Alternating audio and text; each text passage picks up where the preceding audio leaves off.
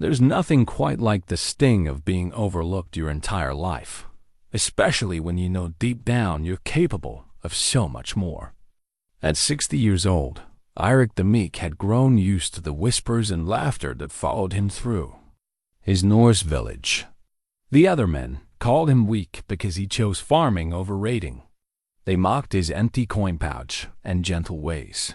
But when a storm washed an ancient chest onto his shore, everything changed.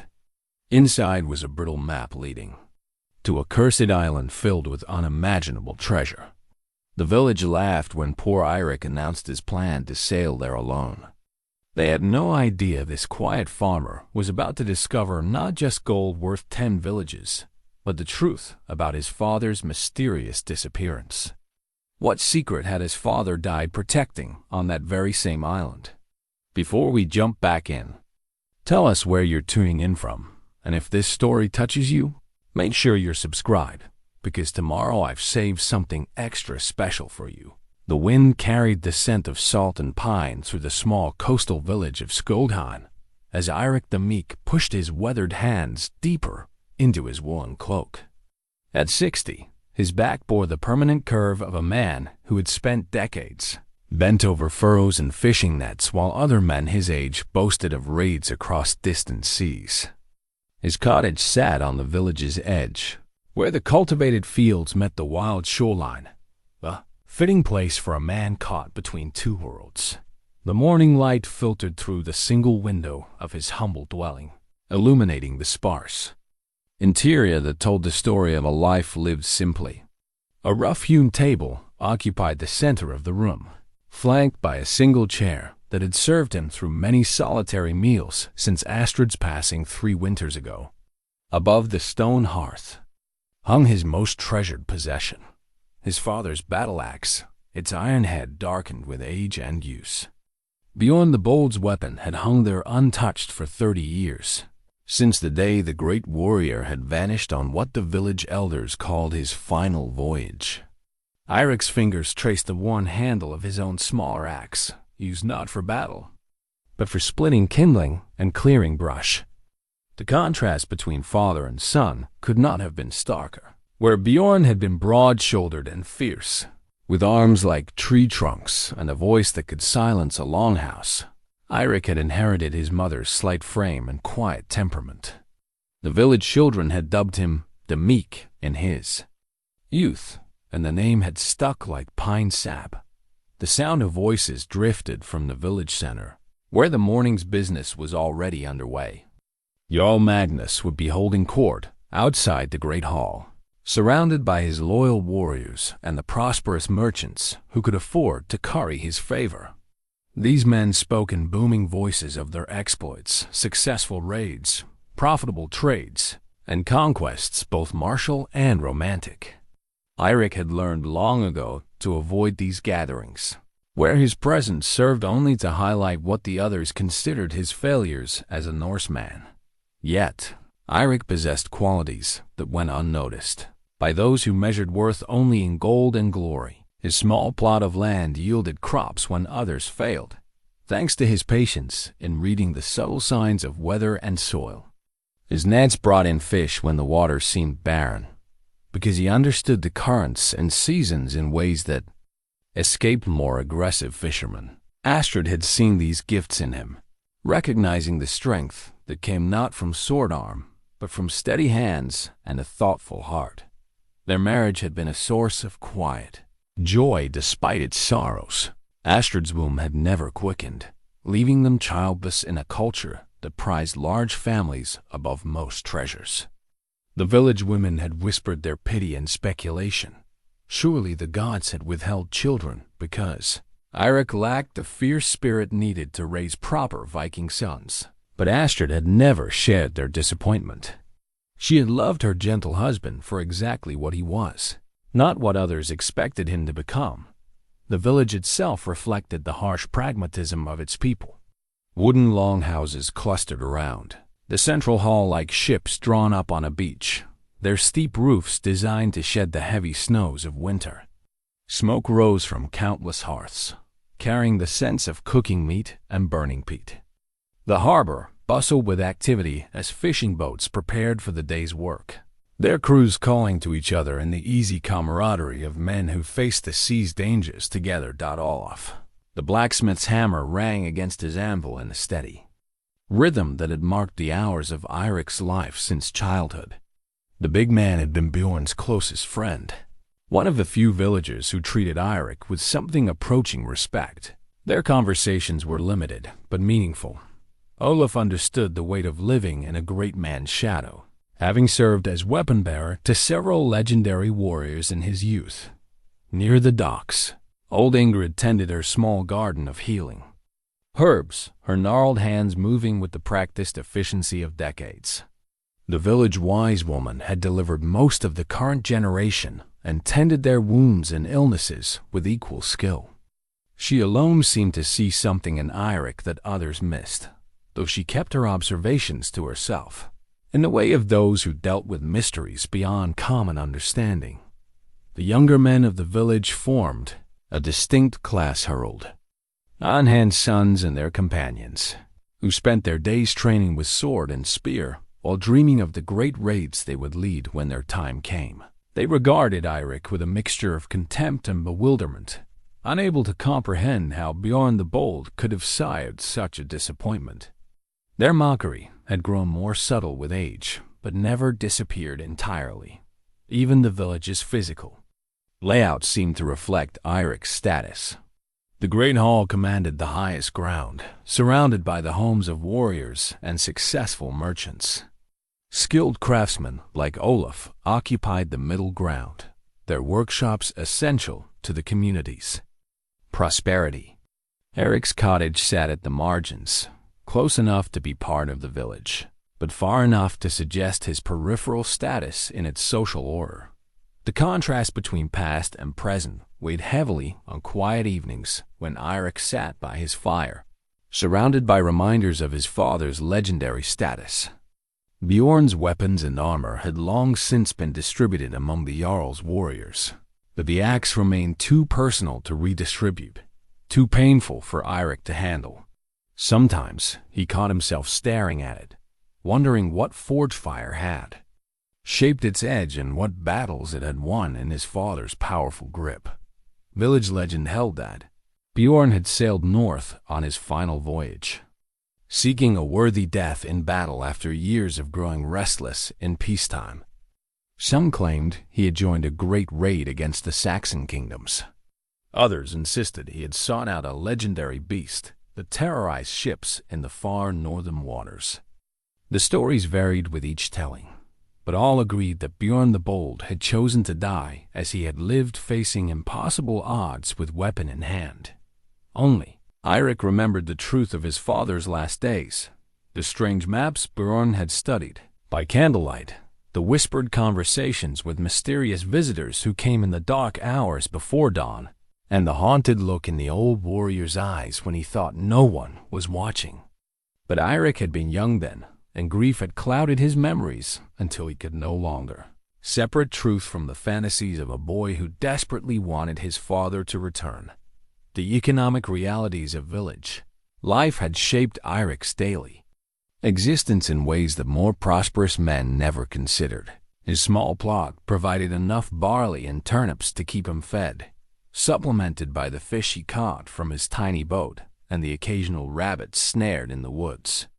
His few coins came from odd jobs mending nets for wealthier fishermen, helping with harvests and crafting the small wooden implements that village life required. This modest existence had suited him well enough while Astrid lived to share it.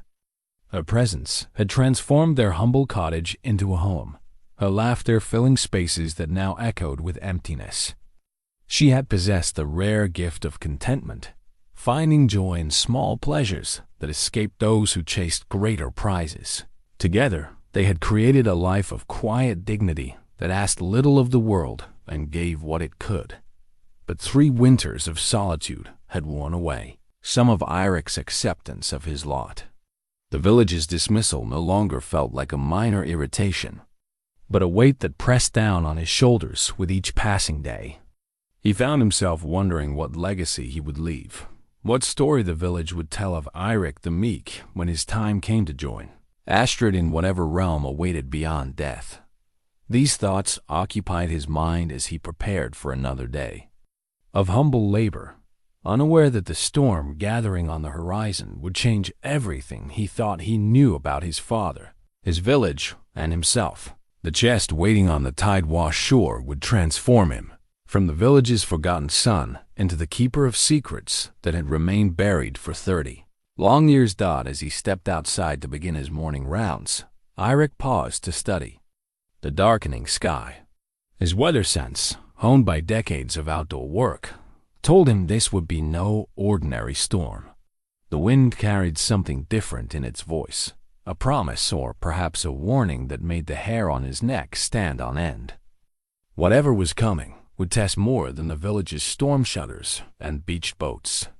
The first drops of rain began to fall as Eirik pulled his hood up and set off down the path toward the harbor.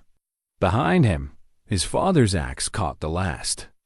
Rays of sunlight streaming through the cottage window, its blade gleaming like a beacon across the years that separated past from present. Soon, very soon, it would be time for the weapon to wake from its long sleep and remember the weight of a warrior's hand. The storm struck with the fury of the gods themselves, transforming the familiar coastline into a battlefield of wind and water. Eirik had weathered countless tempests in his 60 years, but this one possessed a malevolence that seemed almost personal. Lightning split the sky in jagged wounds, and thunder rolled across the village like the footsteps of giants. He spent the long night huddled in his cottage, listening to the wind tear at his roof and wondering if this might be the storm that finally claimed his humble dwelling. When dawn broke gray and sullen over the battered landscape, Eirik emerged to survey the damage. Trees lay uprooted across the village paths, and several fishing boats had been tossed inland like a child's toys. The harbor churned with debris, broken masts, torn sails, and the scattered contents of warehouses whose doors had been ripped away by the wind's hungry fingers. But it was on his own small stretch of shoreline that the storm had left its most intriguing gift. The chest lay half buried in the sand where the waves had deposited it, its weathered wood so dark it seemed to absorb the weak morning light. Barnacles clung to its iron corners, and strands of seaweed draped it like a funeral shroud. Eirik approached it cautiously, his instincts warning him that some discoveries came with prices yet unknown.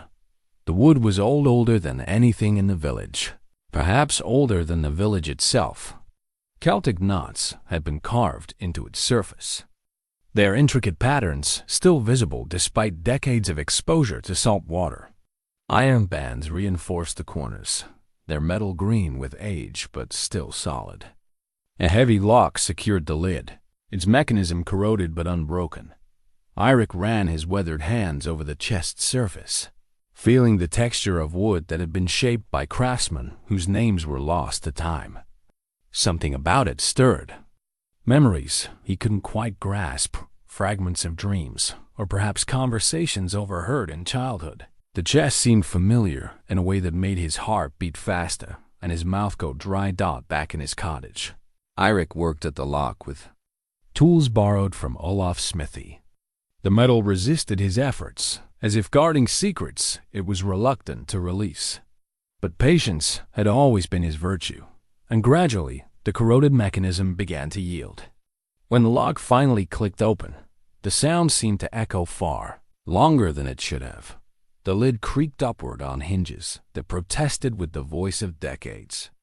Inside, wrapped in oiled leather that had somehow survived its underwater journey, lay a collection of items that would change the course of Eirik's life. The map was the first thing he saw, a piece of parchment so fragile it seemed it might crumble at his touch. Carefully, reverently, he lifted it from its protective wrapping and spread it on his table.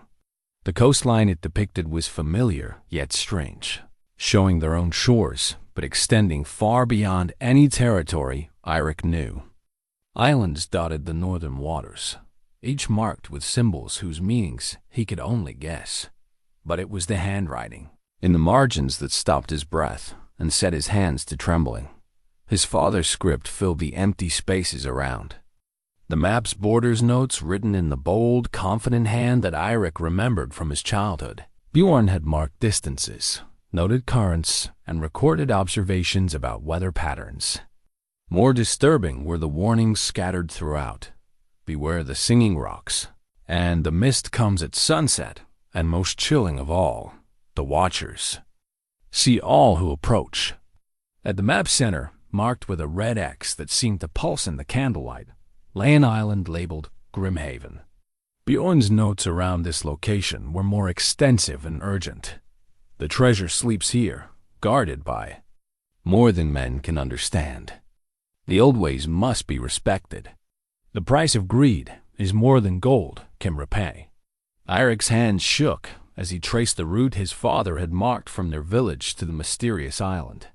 The path wound through treacherous waters, past rocks that could tear a ship's hull open, and currents that could drag even experienced sailors to their doom. Yet Bjorn had made this journey. The evidence lay before him in meticulous detail. Other items in the chest told their own stories. A small leather pouch contained coins unlike any Eirik had seen. Gold pieces marked with symbols that predated the arrival of Christianity in their lands. Each coin was perfectly preserved, as if they had been minted yesterday rather than centuries ago. Their weight in his palm spoke of wealth beyond anything the village had ever seen. A bronze compass, its needle pointing steadily north despite the metal's obvious age, suggested that his father had come prepared for navigation in unfamiliar waters. But most intriguing was a small piece of carved bone, no larger than his thumb, that seemed to radiate warmth when he held it. Runes covered its surface, not the simple marks used for everyday communication, but the older symbols that the village's wise woman Ingrid claimed could bind spirits and unlock ancient secrets. As Eirik studied these artifacts, the implications of their discovery began to take shape in his mind. His father had not died in some glorious battle or heroic quest, as the village legends claimed. Bjorn the Bold had been seeking something specific, something valuable enough to risk his life pursuing, and dangerous enough to warrant the warnings scrawled across the map. The morning was well advanced when a knock at his door interrupted his investigation. Eirik hastily covered the map and its accompanying treasures before admitting his visitor, young Svein, one of Harald Ironhand's sons, whose expression mixed curiosity with barely concealed disdain.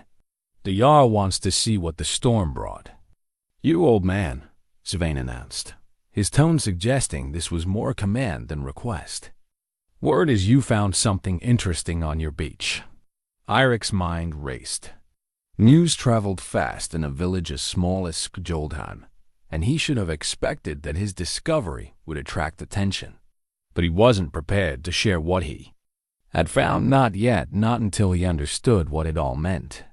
"Just some driftwood and seaweed," he replied, keeping his voice steady. "Nothing that would interest the Jarl."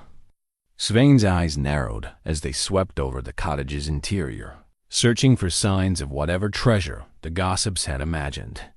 "My father says the old ways are returning, that the sea gives up its secrets only to those worthy of receiving them. Are you claiming worthiness, Eirik the Meek?" The mockery in the young man's voice sparked something in Eirik that had lain dormant for decades. Without fully understanding why, he found himself standing straighter, meeting Svein's gaze with an intensity that made the younger man step back. "I claim nothing," Eirik said quietly. "But neither do I surrender what the sea has given me." After Svein left, clearly frustrated by his failure to uncover anything of value, Eirik knew he had little time before more official curiosity would come calling. Jarl Magnus commanded absolute authority in the village, and what he desired, he typically obtained through persuasion or force. But as Eirik studied the map again, tracing the route to Grimhaven with his finger, he felt something stirring within him that had nothing to do with the village's expectations or demands. This was his inheritance, not the gold or the mysterious artifacts, but the quest itself. His father had begun something 30 years ago, and now the opportunity to complete it had literally washed up on his shore. The rational part of his mind catalogued all the reasons why pursuing such a course would be madness. He was 60 years old, with creaking joints and fading strength. His boat was barely seaworthy for coastal fishing, let alone a journey to unknown islands. It possessed neither the crew nor the provisions such an expedition would require. Most damning of all, he lacked the warrior's skills that had made his father legendary. Yet as afternoon faded toward evening, Eirik found himself making preparations he couldn't entirely explain. He gathered his warmest clothes, his fishing gear, and what little food his larder contained. The map went into an oil pouch that he secured inside his shirt, close to his heart. The mysterious artifacts joined his few valuables in a leather sack that could be easily carried when full darkness had settled over the village. Eirik made his way to the harbor, where his small fishing boat bobbed at its mooring. The vessel looked even more inadequate in the moonlight, a cockle shell that would be swallowed by the first serious wave it encountered. But it was what he had, and perhaps what the fates intended for him to use. The sound of approaching footsteps made him freeze in the shadows beside his boat. 3 figures emerged from the village paths, Jarl Magnus himself, flanked by 2 of his most trusted warriors. Even in the darkness, Eirik could see the determination in their purposeful stride. "Search his boat," Magnus commanded in a voice that carried clearly across the water. "If he's hidden something valuable, it will be where he thinks we won't look." Eirik pressed himself deeper into the shadows, his heart hammering against his ribs. Discovery now would mean the end of any hope he had of following his father's path. The map would become another trophy in Magnus's collection, and the quest would pass to younger, stronger hands that might not understand its true significance. But the gods seemed to smile on him that night. A fight broke out in one of the village's alehouses, drawing the Jarl's attention and his warriors away from their search. As their footsteps faded back toward the village center, Eirik emerged from hiding and began loading his meager supplies into the boat. He worked quickly but carefully, knowing this might be his only chance to escape undetected. The oars were wrapped in cloth to muffle their sound, and he had studied the tide charts carefully to ensure the current would carry him away from shore with minimal effort. As he prepared to cast off, Eirik took one last look at the village that had been his home for 60 years. Smoke rose from the chimneys of houses where families slept peacefully, unaware that one of their number was about to embark on a journey that would either claim his life or transform it beyond recognition. The weight of his decision settled on his shoulders like a physical burden. He was abandoning everything familiar and safe for the chance to solve a mystery that had haunted him since childhood.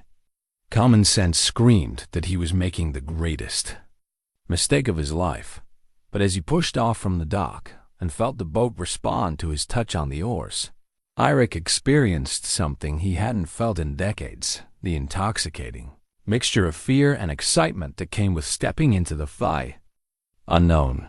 Whether he lived or died in the attempt, he would finally learn the truth about his father's fate and perhaps discover something about himself that had been buried beneath years of quiet resignation.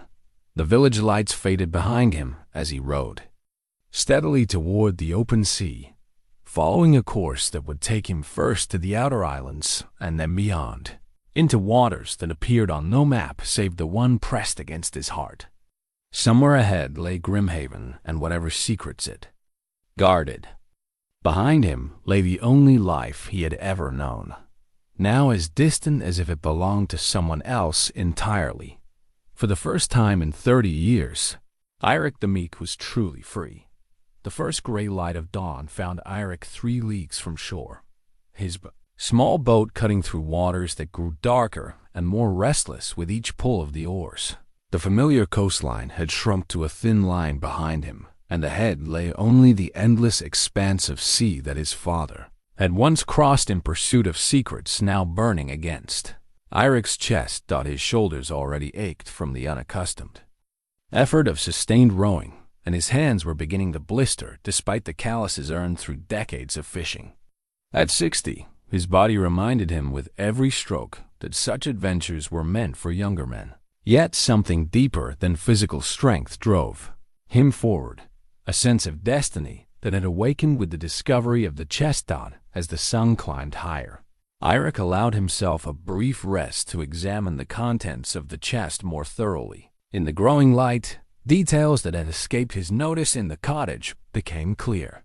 The leather wrapping around the artifacts bore his father's marca, simple rune that Bjorn had carved into all his possessions. More telling were the signs of recent disturbance in the way items had been packed, as if someone had examined them carefully before returning them to their places. It was then that he discovered the journal. Hidden beneath a false bottom in the chest, wrapped in multiple layers of oilcloth, lay a leather-bound book that made his breath catch. The cover bore no title, but the weathered surface showed the wear patterns of a volume that had been consulted frequently over many years. With trembling fingers, Eirik opened it to reveal page after page of his father's careful script. The early entries were dated 32 years ago, beginning just after Eirik's marriage to Astrid. Bjorn's writing revealed a man consumed by something beyond the normal concerns of village life.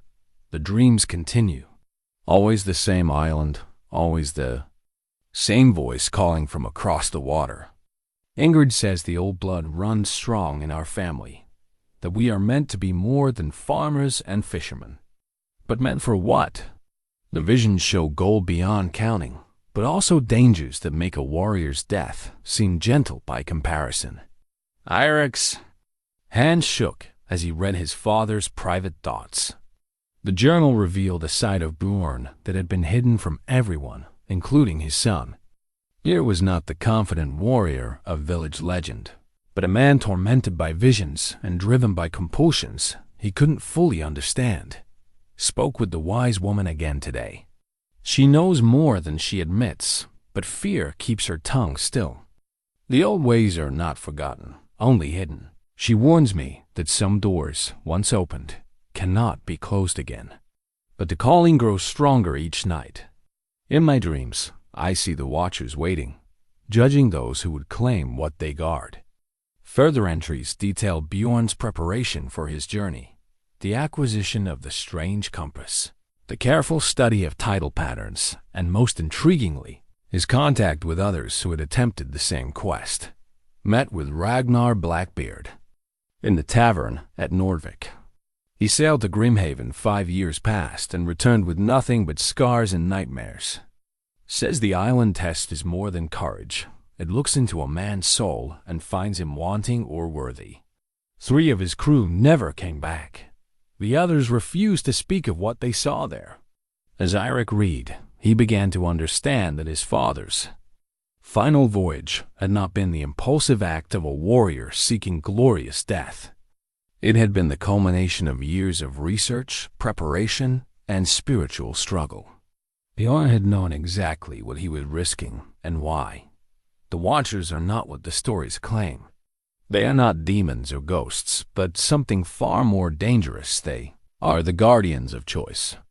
Every man who reaches the treasure must decide what he values more: the gold that could buy kingdoms, or the responsibility that comes with protecting it from those who would use it for evil. Most choose poorly. The implications of this revelation struck Eirik like a physical blow. His father had not simply died seeking treasure. He had faced a test that challenged the very core of his being. And now, 30 years later, that same test awaited his son, but the journal contained more than philosophical musings. Later entries detailed practical information that might mean the difference between life and death on the journey ahead. Bjorn had noted the locations of hidden coves where fresh water could be found, marked the positions of reefs that could tear a boat's hull apart, and recorded the times when supernatural phenomena were most likely to manifest around the cursed island. The bone compass points not north, but toward what the heart desires most. For most men, this leads them astray. They follow their greed and end up dashed against rocks or lost in mists that never lift. But for those pure of purpose, it becomes the most reliable guide ever crafted. The key is knowing what you truly seek. Eirik pulled the carved bone compass from his pouch and watched its needle swing slowly until it pointed not toward any earthly direction, but toward a spot on the horizon where clouds gathered in unnatural patterns. His father had been right. The device was no ordinary navigation tool, but something that responded to the deeper currents of intention and desire. As he prepared to resume rowing, a sound drifted across the water that made his blood run cold. It was singing not human voices, but something that approximated melody while remaining fundamentally alien. The sound seemed to come from everywhere and nowhere, rising and falling with the rhythm of the waves. His father's journal had mentioned this phenomenon. The siren songs begin at the boundary waters, where the normal world gives way to older laws. They do not seek to lure sailors to destruction, as the stories claim, but to test their resolve.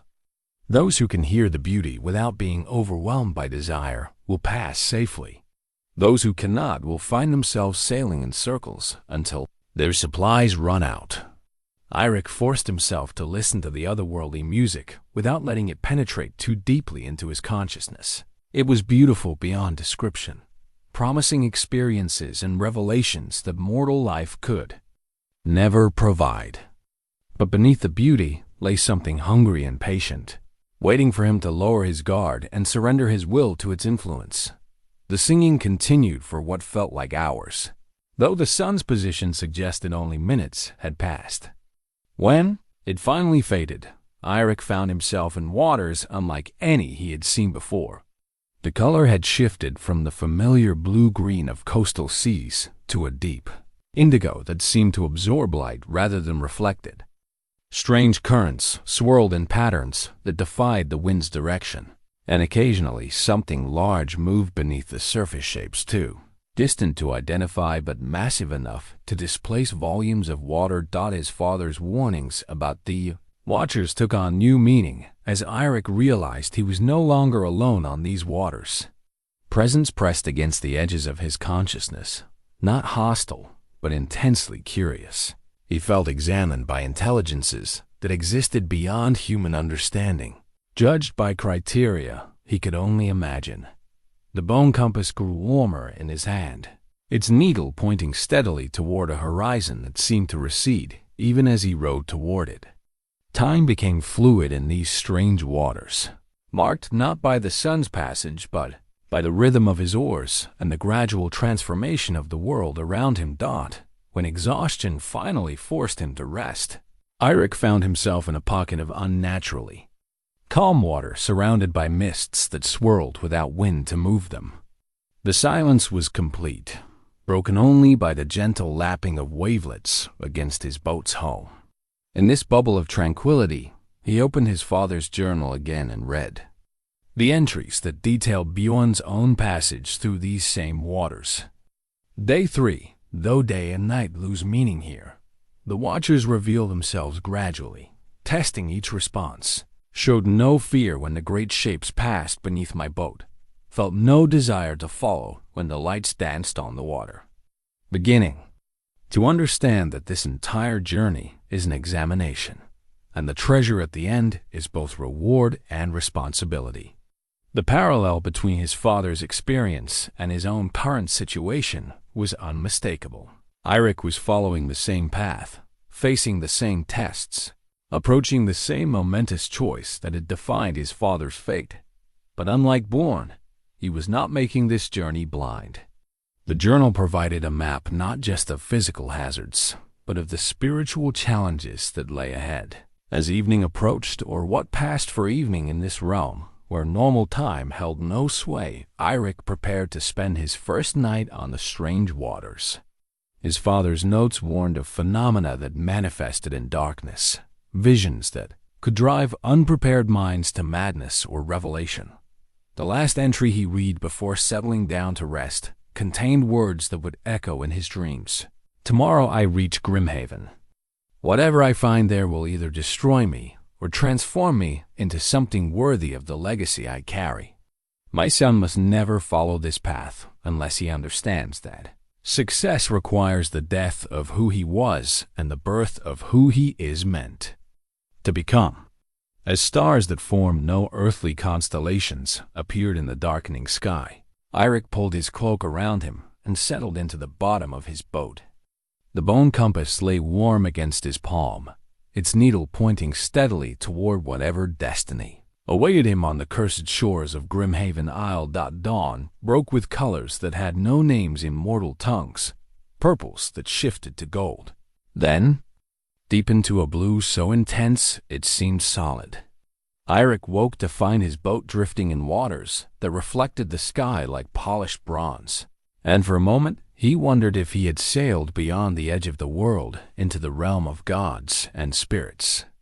The bone compass in his hand pulsed with warmth, its needle pointing toward a horizon where storm clouds gathered in defiance of the calm conditions surrounding him.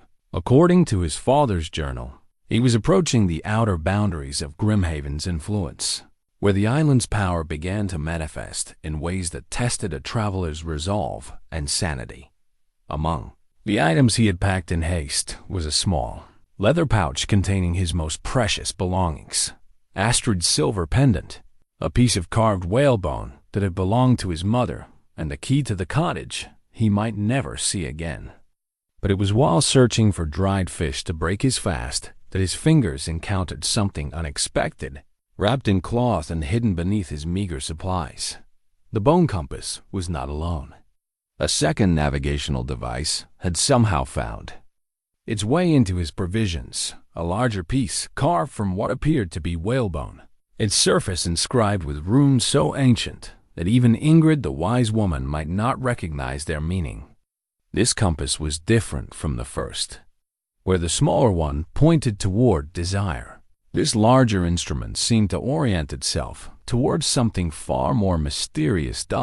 As Eirik held both compasses, their needles moved in concert, creating a pattern that spoke of direction beyond the merely physical. The larger compass, which he began to think of as his father's true legacy, pointed not toward Grimhaven itself, but toward something within or beyond the island. Its needle trembled with an urgency that suggested time was more important than he had realized. The discovery troubled him deeply. How had this second compass found its way into his boat? He had packed everything himself in the darkness before his escape, and he was certain no such artifact had been among his belongings. Yet here it was, as real and solid as the wooden planks beneath his feet. The only explanation that made sense was that someone or something wanted him to find it. The watchers his father had written about were not merely observers, but active participants in whatever test awaited him. They were providing tools, but for what purpose? His contemplation was interrupted by the sound of oars cutting through water. A boat appeared through the morning mist larger than his own vessel, with two figures bent over their rowing. For a moment, hope flared in Eirik's chest. Perhaps rescue was at hand, or at least the company of fellow travelers who could share the burden of this strange journey. But as the boat drew nearer, details became visible that chilled his blood. The rowers moved with mechanical precision, their strokes never varying in rhythm or depth. Their clothing was archaic, style and fashions that predated his grandfather's time. Most disturbing of all, their faces were hidden by hoods that cast shadows far deeper than the morning light should allow. The boat pulled alongside his own with no sound save the gentle splash of disturbed water. One of the hooded figures raised its head, revealing features that might once have been human but now possessed the pale, waxy appearance of death. When it spoke, its voice carried the hollow echo of wind through empty spaces. "Eirik, son of Born," it said, and the use of his name by this apparition made his flesh crawl. "You carry the compass of seeking. Do you know what you truly seek?" The question hung in the air between them like a physical presence. Eirik's mouth went dry, as he realized this was no chance encounter, but another of the tests his father had faced. His response would determine whether he continued toward Grimhaven or joined the ranks of those who had failed before him. "I seek the truth of my father's fate," he replied, surprised by the steadiness of his own voice. The hooded figure tilted its head, considering his answer. "Truth is a sharp blade that cuts both ways. Are you prepared to bleed for it?" "I am." The second figure spoke then, its voice carrying a different timbre but the same deathly resonance. "Many have said those words. Few have meant them. The compass will test your conviction before you reach the island's shore." Without another word, the spectral boat began to fade, becoming translucent and then vanishing entirely. Only the disturbed water where it had floated provided evidence that the encounter had been real rather than a waking dream.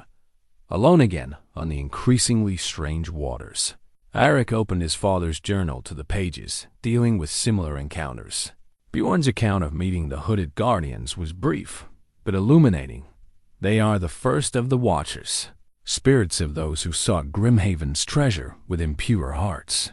Their purpose is to warn and to test to turn back those who might be corrupted by what they find. Their questions reveal more about the seeker than any answer could provide. The journal went on to describe other manifestations that appeared as one drew closer to the cursed island. Some took the form of loved ones, pleading for the seeker to abandon their quest. Others presented visions of the wealth and power that awaited those who claimed the treasure. All were designed to reveal the true nature of the traveler's desires. As if summoned by his reading, the mists around Eirik's boat began to thicken and take shape. Images formed in the swirling gray scenes from his life in Skuldheim, but changed in so ways that made them more appealing than reality had ever been. He saw himself as a successful merchant, respected by the Jarl and sought after by the village's most eligible women. He saw himself as a warrior like his father, leading raids and returning home laden with gold and glory. The visions were seductive in their perfection, showing him versions of the life he might have lived if he had been stronger, bolder, more willing to fight for what he wanted. In these phantom scenes, Astrid lived still, her face glowing with pride at her husband's achievements. Children played around their hearth, sons and daughters, who carried on the family line with honor. But even as the visions tugged at his heart, Eirik recognized them for what they were: beautiful lies designed to make him question his present course. The life he had actually lived, with all its disappointments and quiet sorrows, had been real. These perfected alternatives were nothing more than the fantasies of a man afraid to face the truth about himself. "I have lived the life I was meant to live," he spoke aloud, and his words seemed to carry power in this realm of mist and illusion. "I do not seek to change the past, but to understand it." The visions wavered and began to dissolve, replaced by a sight that made his heart leap with genuine emotion.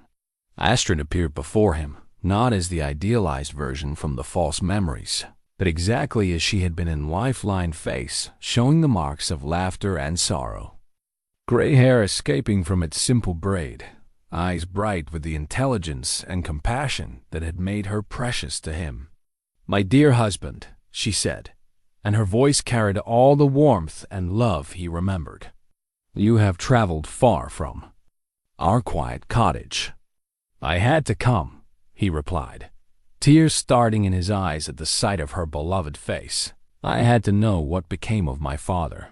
She smiled with infinite tenderness. "I know.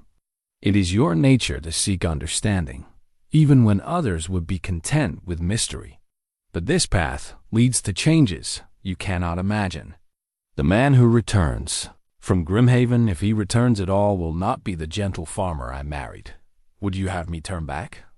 Astrid was quiet for a long moment, her form flickering slightly as if she existed only partially in this reality. "I would have you choose with full knowledge of the price. Your father faced the same choice and paid it gladly. But his payment meant 30 years of separation from those he loved. Are you prepared for such sacrifice?" The question cut to the heart of Eirik's deepest fears. He had embarked on this journey thinking of it as a quest for understanding, perhaps even redemption. But Astrid's words suggested consequences far more profound than he had imagined. "What happened to him?" he asked. "What choice did he make?" "That is not for me to reveal," she replied. "But know this, he never regretted his decision, and he never stopped loving his family. The treasure he found was worth more than gold, but it came with responsibilities that could not be shared." As she began to fade, Astrid reached out as if to touch his face. Though her hand passed through him like mist, he felt the warmth of her love as clearly as if she had been flesh and blood. "Whatever you choose, my heart, choose it freely and completely. Half measures serve no one well." When she vanished, Eirik was left alone with the weight of her words and the growing certainty that his journey to Grimhaven was no simple quest. For answers, the bone compass in his hand pulsed with increasing urgency, and ahead on the horizon, storm clouds gathered in patterns that suggested the island's influence was growing stronger. According to his father's notes, he was perhaps days sailing from Grimhaven's shores. Soon he would face whatever trials awaited him there, and the choices that would define not just his future, but his very nature. The gentle farmer who had left Skjoldheim in search of truth was already beginning to change, shaped by forces beyond. His understanding dawned as he took up his oars once more and began rowing toward the distant storm. Eirik carried with him the memory of Astrid's final words and the growing knowledge that some journeys transformed the traveler so completely that return, in any meaningful sense, became impossible. The bone compass grew warmer with each stroke. And somewhere ahead, Grimhaven Isle waited with its ancient secrets and terrible choices. The storm that had been gathering on the horizon for hours finally reached Eirik as the sun passed its zenith. What began as gentle swells soon transformed into waves that towered above his small boat like moving mountains. Rain fell not in drops but in sheets that turned the air itself into water, and wind howled with voices that seemed almost human in their anguish. Yet this was no ordinary tempest. The waves moved in patterns that defied natural law, sometimes standing motionless as pillars of green water before crashing down with supernatural force.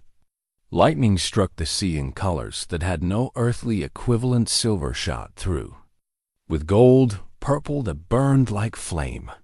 Most unnerving of all, the thunder spoke in what sounded almost like words, though in no language Eirik could identify. His father's journal had warned of such phenomena. The island protects itself with storms that are part weather, part spiritual defense. Those who approach with evil intent find themselves driven back or destroyed. But those who come seeking truth may find the tempest guides rather than hinders their passage. As if responding to his faith in his father's words, the bone compass in Eirik's hand began to pulse with a rhythm that matched the lightning flashes. When he adjusted his course to follow its guidance, the waves seemed to part slightly, creating channels of calmer water that allowed his small boat to make progress toward its destination. The storm raged for what felt like hours, testing every skill Eirik had learned in 60 years of working the coastal waters. His muscles screamed with fatigue as he fought to keep his boat afloat, and more than once he found himself bailing frantically as waves broke over the gunwales. But gradually, inexorably, the bone compass drew him forward through the chaos. It was during the storm's most violent phase that he first heard the singing. The sound began as a whisper, barely audible above the wind's shriek, but it grew stronger as Eirik's boat was driven deeper into the supernatural tempest. Unlike the alien melodies he had encountered earlier in his journey, this song was hauntingly beautiful, filled with a sorrow so profound it seemed to contain all the grief that had ever existed in the world. The voice, for it was clearly a single voice, though it seemed to come from everywhere, once sang in the old tongue, words that spoke of loss and longing, of treasures beyond price, and the courage required to protect them. As Eirik listened, Transfixed despite the danger surrounding him, he began to understand that this was not another test or illusion, but a lament for all those who had sought Grimhaven's secrets and paid the ultimate price for their ambition. Through the curtain of rain, a shape began to emerge from the storm, not the rocky outline of an island, but something far more wondrous and terrible. A massive conch shell floated on the turbulent waters, easily as large as his cottage, and glowing with an inner light that turned the surrounding spray into cascades of liquid silver. The singing emanated from its curved chambers, each note resonating with power that seemed to calm the storm's fury. Without conscious thought, Eirik found himself rowing toward the floating shell. The bone compass burned in his hand now, its warmth spraying up his arm and filling his chest with a sensation that was part fear, part exultation. Every instinct told him that approaching the shell was dangerous beyond measure. Yet he could no more resist its call than he could stop his own heartbeat dot as his boat drew alongside the enormous conch. The singing gradually faded to a whisper, then to silence. In that sudden quiet, Eirik could hear his own breathing, harsh and labored from his struggle with the storm. The shell's surface was covered with carvings that seemed to move in the strange light depictions of sea creatures, sailing ships, and human figures engaged in activities he couldn't quite comprehend. A voice spoke from within the shell's depths, neither male nor female, but carrying the weight of centuries. "Son of Bjorn, you have sailed far from safe harbors. I seek Grimhaven." Eirik replied, his voice barely above a whisper. "Grimhaven seeks you as well," came the reply. "But first, you must prove worthy of its attention. Will you enter the shell and face what dwells within?" The question hung in the air like a physical presence. Eirik understood intuitively that this was another of the tests his father had faced, another threshold that must be crossed before he could continue his journey. To refuse would mean turning back, abandoning his quest when success seemed so close. To accept would mean placing his life in the hands of forces beyond his comprehension. "I will enter," he said, and as the words left his lips, a section of the shell's wall dissolved like mist, creating an opening just large enough for a man to pass through. Eirik secured his boat to the shell's edge with a rope that seemed pitifully inadequate for the task, then climbed through the opening into the chamber beyond. What he found within defied every expectation he had formed. The interior of the conch shell was vast beyond measure, its spiraling chambers extending far beyond what the external dimensions should have allowed. Phosphorescent patterns covered the walls, providing light that revealed a scene of impossible beauty. Gardens of sea anemones swayed in currents that carried no water, their fronds reaching toward a ceiling that disappeared into star-filled darkness. Schools of fish swam through the air as if it were their natural medium, their scales reflecting colors that had no names in mortal languages. Dot at the chamber's heart stood a figure that made Eirik's breath catch in his throat. For despite the alien beauty of her features, she was unmistakably female, was neither fully human nor entirely other. Her skin held the pearl-like luminescence of deep-sea creatures, and her hair moved as if underwater, despite the absence of any current. When she turned to regard him, her eyes were the color of storm-tossed seas, ancient beyond measure, yet filled with a compassion that spoke to the deepest parts of his soul. "Welcome, Seeker," she said, and her voice was the one that had been singing in the storm. "I am the guardian of the depths, keeper of the first treasure that must be found before the final prize can be claimed." "What treasure is that?" Eirik asked, though part of him already suspected the answer. "The treasure of understanding," she replied.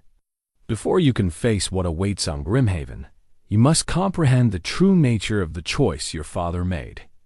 Will you look into the waters of memory and see what he saw?" She gestured toward a pool that had appeared at her feet, its surface mirror smooth despite the currents that moved through the chamber. In its depths, images began to form, scenes from his father's journey to this very place 30 years ago. Eirik watched, transfixed, as the pool revealed his father's arrival. At the floating shell, his entry into the same chamber where Eirik now stood. But the Bjorn in the visions was changed from the man Eirik remembered harder somehow, marked by experiences that had stripped away everything soft and uncertain about his nature. "Your father came here seeking gold," the guardian explained, "but what he found was purpose. The treasure of Grimhaven is not wealth as mortals understand it, but responsibility. Those who claim it become its protectors, bound to ensure it never falls into hands that would use it for evil." In the pool, Eirik saw his father facing the same choice that now awaited him. The vision showed Bjorn weighing the desire for riches against the call of duty, struggling with the knowledge that accepting the treasure's true nature would mean sacrificing the life he had known for one of eternal vigilance. "He chose duty," Eirik said, understanding flooding through him like a tide. "He chose transformation," the guardian corrected. "The man who entered this chamber was born the village warrior. The one who left was born the guardian, protector of secrets that could reshape the world. For 30 years, he has watched over Grimhaven from the shadows, ensuring that only the worthy are allowed to approach its shores." The implications of her words struck Eirik like a physical blow. His father had not died on his quest, he had been transformed by it, elevated to a role that required him to abandon his human connections and dedicate himself to a higher purpose. For 3 decades, Bjorn had been alive but unreachable, serving. As one of the watchers his journal had mentioned, "Is he still alive?" Eirik asked, his voice breaking with emotion. "Alive in ways you cannot yet understand," the guardian replied, "but changed beyond what mortal flesh can contain. If you continue to Grimhaven, you will meet him again, not as the father you remember, but as the guardian he chose to become." The pool's surface rippled, and new images formed visions of what awaited Eirik if he chose to follow his father's path. He saw himself transformed, his aging body renewed by forces that operated beyond natural law.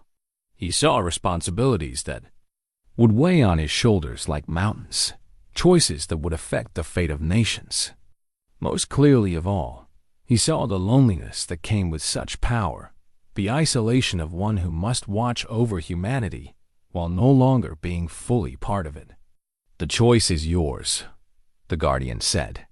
"You may return to your boat and sail home, to Skjoldheim, where you will live out your remaining years in peace. Or you may continue to Grimhaven and face the transformation that awaits all who prove worthy of the island's ultimate secret." As Eirik stared into the pool's prophetic depths, he felt the weight of destiny settling on his shoulders. Everything in his life had been leading to this moment: his father's disappearance, his own quiet years of preparation, even Astrid's death that had freed him to make this journey. The gentle farmer who had left Skjoldheim in search of answers was about to discover that some questions could only be answered by those willing to be transformed by the truth they sought. The guardian of the depths watched Eirik with eyes that held the patience of tides and the depth of ocean trenches. Her presence filled the chamber with a sense of profound wisdom, yet also with the melancholy of one who had witnessed countless souls face the same impossible choice that now confronted him. "You hesitate," she observed, her voice carrying no judgment, only compassion. "This is wisdom, not weakness. Those who rush toward transformation without understanding its price rarely prove worthy of what they seek." Eirik nodded, still staring into the prophetic pool where images of his potential future continued to swirl. In its depths, he saw glimpses of the man he might become, no longer the village outcast, but something far greater and more terrible. The vision showed him wielding power that could reshape kingdoms, yet they also revealed the loneliness that came with such elevation. "My father," he said slowly. "Did he know what he was choosing when he made his decision?" "He knew enough," the guardian replied. Bjorn understood that some treasures can only be claimed by those willing to pay the ultimate price. But knowledge and experience are different things. No one can truly comprehend the weight of guardianship until they bear it themselves. She moved closer to the pool, her luminescent form casting strange reflections on its surface. "Would you like to speak with him? Your father has been waiting for this moment, knowing that eventually his son would follow the same path that called to him." Before Eirik could respond, the water in the pool began to churn and rise, forming a column of liquid silver that gradually took on human shape. As the transformation completed, Eirik found himself face to face with his father for the first time in 30 years. But this was not the Born he remembered. The figure that emerged from the enchanted waters was simultaneously more and less than human. His father's basic features remained recognizable, but they had been refined by forces beyond mortal understanding. His eyes held depths that spoke of decades spent watching over mysteries beyond human comprehension, and his presence radiated an authority that made the very air around him seem to thrum with power. "My son," Bjorn said, and his voice carried harmonics that resonated in Eirik's bones. "You have grown old in the years I have been absent." "And you have grown strange," Eirik replied, tears streaming down his weathered cheeks. "I thought you were dead. The village mourned you as a hero lost a glorious battle." Bjorn's expression softened slightly, revealing glimpses of the man who had once taught his son to read the weather and mend fishing nets. "In some ways I am dead. The Bjorn who left Skjoldheim that night died in the depths of Grimhaven's heart. What stands before you now is what he chose to become. Was it worth it?" The question tore itself from Eirik's throat, carrying with it 30 years of grief and confusion. His father was quiet for a long moment, considering his words with the care of one who had learned that every utterance carried weight beyond its apparent meaning. Worth is measured differently when you can see the great currents that move beneath the surface of events. The treasure I guard could buy armies or feed nations. In the wrong hands, it could topple kingdoms and enslave peoples. Every day I prevent such catastrophes from occurring is a day the choice proves its worth. But at what cost? Eirik pressed. "You abandoned your family, your village, your entire life." "I transformed them," Bjorn corrected gently. "My protection extends far beyond Grimhaven's shores. The peace that Skjoldheim has enjoyed these past 30 years, the prosperity that has touched even the humblest fishing families, these things did not occur by chance. A guardian's influence spreads like ripples on water, touching lives in ways that remain forever invisible to those who benefit from them."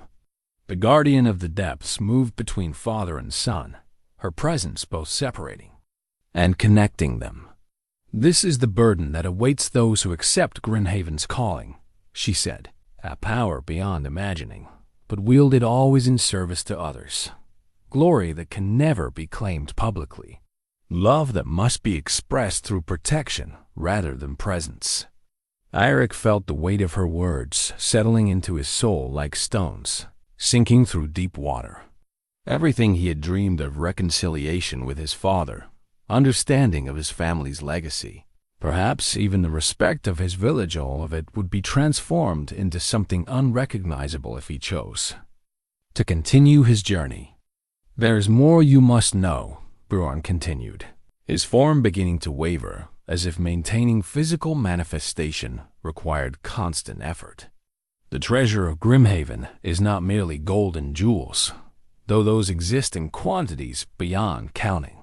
It is a repository of knowledge, gathered by the greatest minds of every age, secrets of kingcraft and statecraft, of healing and warfare, of the deep magics that shaped the world before men learned to write." Images flowed through the prophetic pool as he spoke, showing vast chambers filled with scrolls and books, artifacts of power beyond mortal comprehension, and most stunning of all, a crown that seemed to contain starlight within its crystalline structure.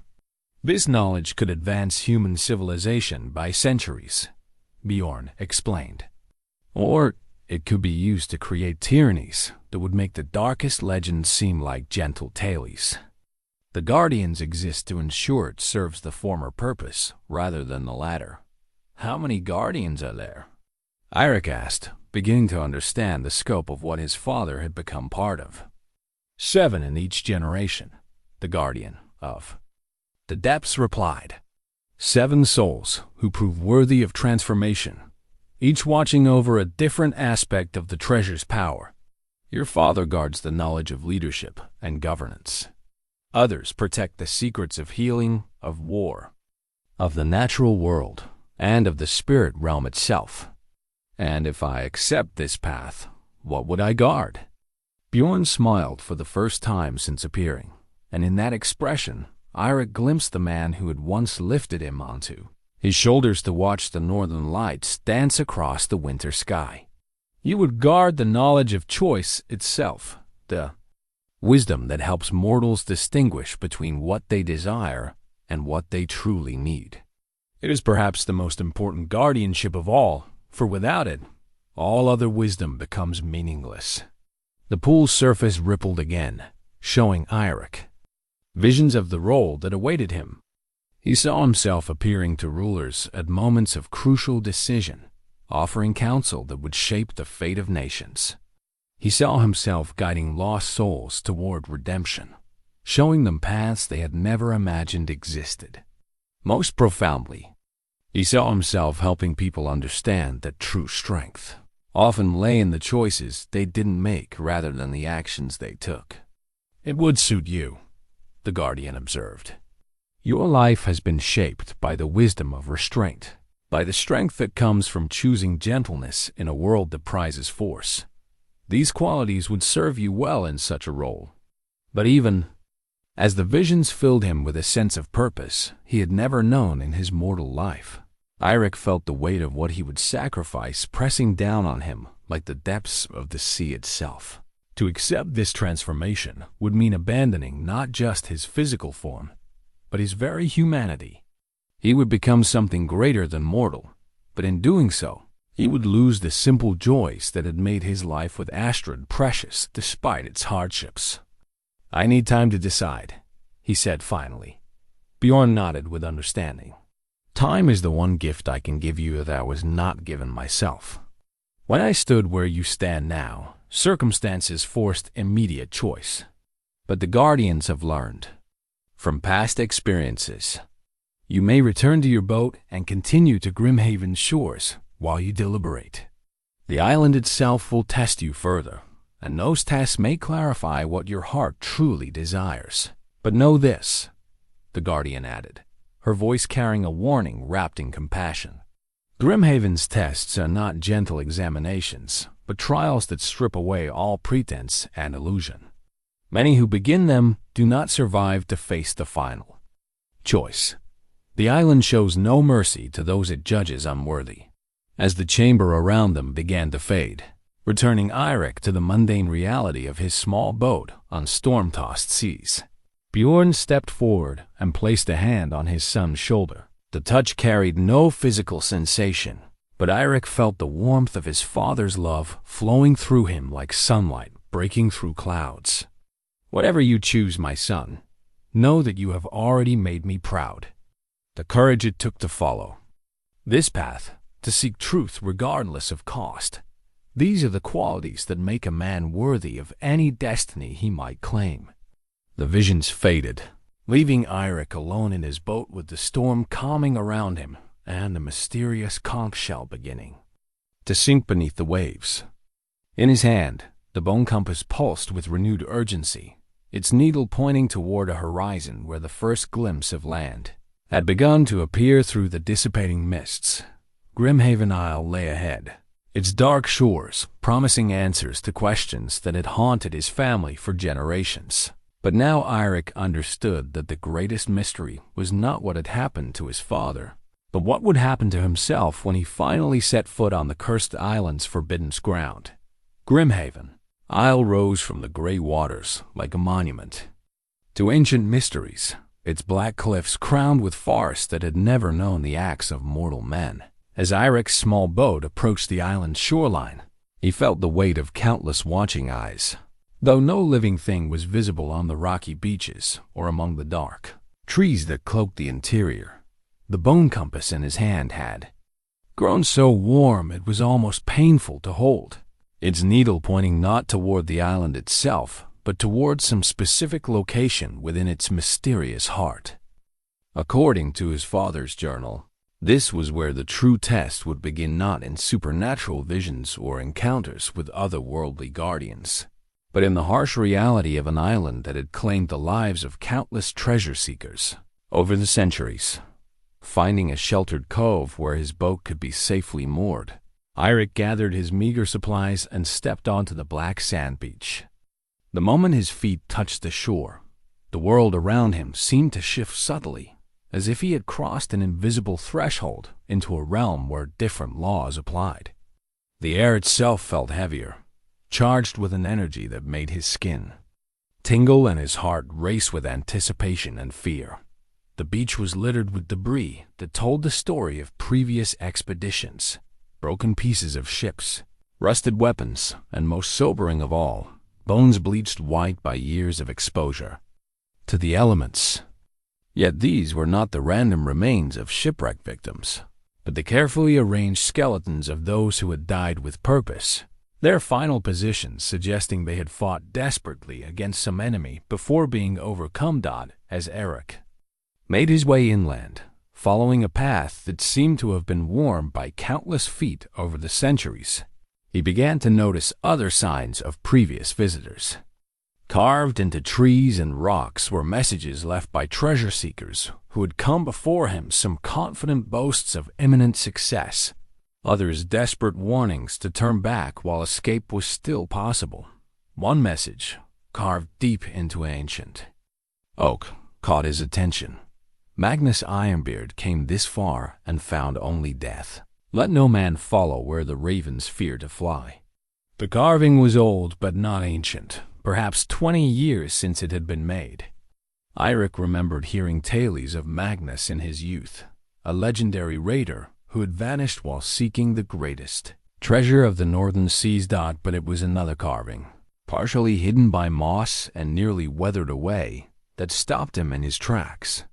The runes were familiar, shaped by a hand he had seen form letters countless times during his childhood.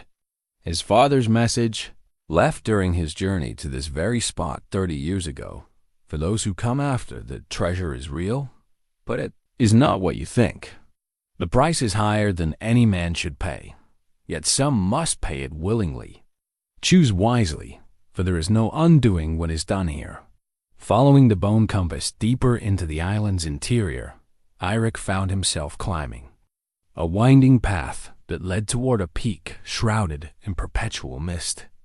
The vegetation grew stranger as he ascended, plants that seemed to glow with their own inner light, trees whose bark bore patterns that resembled ancient script, and flowers that turned to follow his movement with an awareness that was deeply unsettling.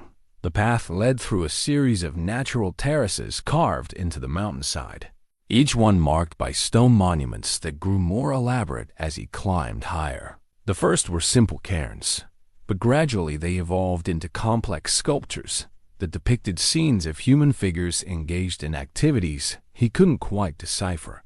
Some showed people kneeling before hooded figures, others portrayed individuals transforming from human to something else entirely. It was on the 7th terrace that Eirik made the discovery that would change everything he thought he understood about his quest. Hidden beneath a pile of stones that had clearly been arranged to conceal rather than commemorate, he found a metal plate covered with inscriptions. The writing was in his father's hand, but unlike the confident script of the journal, this message had been carved with desperate urgency. The letters deep and uneven, as if made under extreme duress. "They lied to me," the message began. "The guardians, the tests, the noble purpose, all deception designed to harvest souls for their own ends. The treasure exists, but it serves those who built this trap, not those foolish enough to seek it. I chose wrongly, and now I am bound to their service until another takes my place. Do not trust what you see or hear. The truth lies in the heart of the mountain. but it is a truth that damns rather than redeems. The revelation struck Eirik like a physical blow. Everything he had experienced, the supernatural encounters, his father's apparent transformation into a guardian, the noble purpose that had seemed to justify such sacrifice, all of it might be an elaborate deception designed to lure him into the same trap that had claimed Bjorn 30 years ago. But even as doubt flooded through him, another part of his mind rebelled against this interpretation. The message could itself be a test, designed to turn him away from a path he was meant to follow. In a realm where reality bent to the will of powers beyond human understanding, how could he know which version of truth to believe? The bone compass in his hand pulsed with increasing urgency, and he noticed that its warmth had changed character. Where before it had felt like the comforting heat of a hearth fire, now it burned with an intensity that suggested warning rather than guidance. Yet it continued to point toward the mountain's peak, as if whatever awaited him there remained unchanged, regardless of his father's hidden message. Torn between competing versions of reality, Eirik made the decision to continue climbing. Whether his father had been transformed into a noble guardian or enslaved by malevolent forces, the only way to learn the truth was to reach the source of Grimhaven's power and confront whatever intelligence controlled the island's mysteries. The final ascent proved more treacherous than anything he had faced on his journey.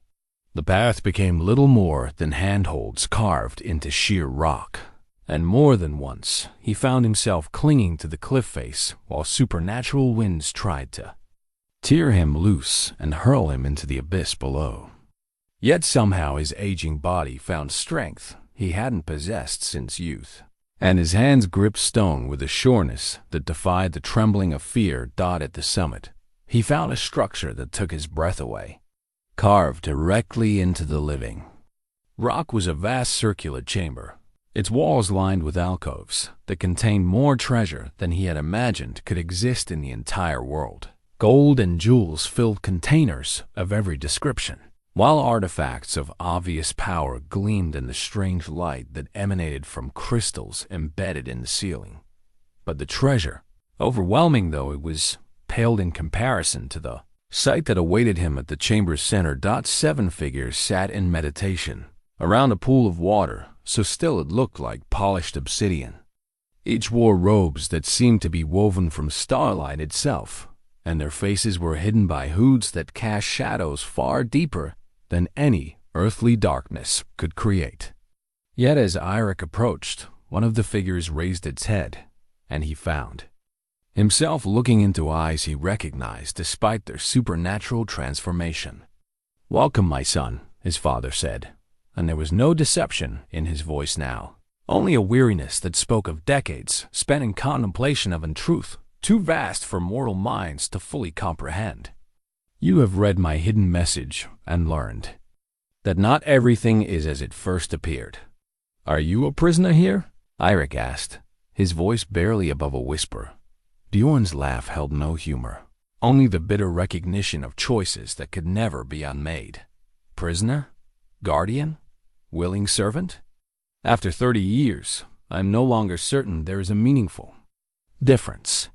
I am bound to this place by chains I forged myself, links made of duty and necessity and the terrible knowledge of what would happen if I abandoned my post." Another of the hooded figures spoke, its voice carrying harmonics that seemed to resonate from the stone itself. "The young seeker asks the eternal questions. Are we slaves or volunteers? Do we serve a greater good or merely perpetuate an ancient tyranny? These mysteries have occupied our thoughts for countless years." "Then tell me the truth," Eirik demanded, surprising himself with the authority in his voice. "What is this place really? What is the treasure? And why does it require guardians?" The 7 figures exchanged glances that carried the weight of unspoken communication. Finally, the one who had spoken before gestured toward the pool at the center of their circle. "Look into the waters of memory," it said. "See what we have seen, know what we know, and then judge for yourself whether we are heroes or fools." As Eirik approached the pool. Its surface began to change, showing images that reached back through time to the very foundation of Grimhaven's mysteries. He saw the island in its youth, when it had been home to a civilization that had achieved wonders beyond modern imagination. He saw the creation of the treasure, not merely gold and jewels, but a repository of knowledge that could elevate humanity to heights of achievement that would make them equals of the gods themselves. But he also saw the price of such knowledge: wars that could destroy continents, plagues that could wipe out entire races, weapons that could tear holes in the fabric of reality itself. The treasure of Grimhaven was not merely powerful, it was dangerous beyond any risk that mortal beings should be allowed to take. "We are not guardians in the sense you imagined," his father explained as the visions faded. "We are wardens, keeping these secrets locked away from a world that is not ready for them, perhaps will never be ready." Each of us volunteered for this duty, but none of us understood the full weight of what we accepted. The deception was necessary, another guardian added. Those who come seeking treasure for selfish ends must be turned away. Only those who prove willing to sacrifice everything for the greater good can be trusted with the truth of what they guard. "And what happens to those who refuse?" Eirik asked. "They leave as they came," Bjorn replied. "Their memories of this place fade like dreams, and they return to their former lives with no knowledge of what they have seen. But those who accept the burden join us in eternal vigilance, watching over secrets that could reshape the world." Eirik stared into the pool's depths, seeing reflections not just of his own face, but of all the possible futures that stretched out from this moment. He could leave Grimhaven and return to his quiet life in Skuldheim. His quest for understanding ended with the knowledge that some mysteries were better left unsolved. Or he could take his place among the Guardians, trading his humanity for the weight of cosmic responsibility. But as he contemplated these choices, a third possibility began to take shape in his mind, one that none of the Guardians seemed to have considered in their centuries of vigilance. The silence in the chamber stretched like a taut rope as Eirik stood before the pool of memory, his mind racing through possibilities that the 7 Guardians had never contemplated in their centuries of vigilant imprisonment. The weight of their combined attention pressed down on him, but for the first time since setting foot on Grimhaven's shores, he felt not the burden of destiny, but the clarity of purpose. "You speak of guarding these secrets forever," he said slowly, his voice growing stronger with each word. "But what if there is another way? What if the danger lies not in the knowledge itself, but in how it has been hoarded?" The Guardians stirred in their circle, robes rustling like wind through ancient trees. His father leaned forward, and Eirik could see genuine curiosity in those transformed features, the first spark of interest Bjorn had shown in decades of contemplation. "Explain your meaning, son." Eirik moved closer to the pool, its surface reflecting not just his image, but the accumulated wisdom of ages. "You have protected humanity from this knowledge by keeping it locked away. But protection through ignorance is not true protection, it is merely postponement. Eventually, someone will come who is clever enough to claim what you guard, or desperate enough to pay any price for power. And when that happens, they will possess not just the knowledge but the advantage of facing an unprepared world." One of the other Guardians spoke, its voice carrying the weight of centuries. "Do you suggest we release dangerous secrets into a world already torn by war and greed? The results would be catastrophic." "I suggest we prepare the world to receive them," Eirik replied. "Not all at once, not without guidance, but gradually. Choose worthy teachers, establish schools, create a foundation of wisdom that can support the weight of greater knowledge. Transform Guardians from jailers into shepherds." The idea hung in the air like incense, filling the chamber with possibilities none of them had considered. So long, their purpose had been defined by what they prevented rather than what they might enable.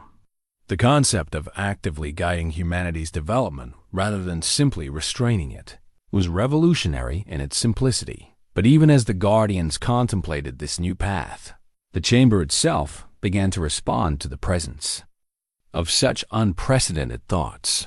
The crystals in the ceiling pulsed with brighter light, and the treasures lining the walls seemed to hum with anticipation. Most remarkably, the pool at the center began to show new visions, not of the past, but of potential futures where knowledge flowed like a river guided by wisdom rather than dammed by fear. It would require a different kind of guardian, Bjorn mused, his voice carrying the first note of hope Eirik had heard from him. One who could walk between worlds, appearing mortal while possessing understanding beyond moral limits. It would require someone who has lived among the people he would guide, another guardian added. Someone who understands both their potential and their limitations. As they spoke, Eirik felt the bone compass in his hand undergoing a transformation. The carved whalebone was growing warm again, but this time the heat felt different. Not the burning urgency of warning, but the gentle glow of recognition. Looking down, he saw that new runes were appearing on its surface, symbols that seemed to write themselves as his understanding deepened. The most magnificent treasure in the chamber, a crown that seemed to contain captured starlight within its crystalline structure, began to pulse in rhythm with the compass. This was the crown of Grimhaven, the artifact that legend claimed could grant its wearer the wisdom to rule justly, but only if they proved worthy through sacrifice. The crown calls to you, his father observed.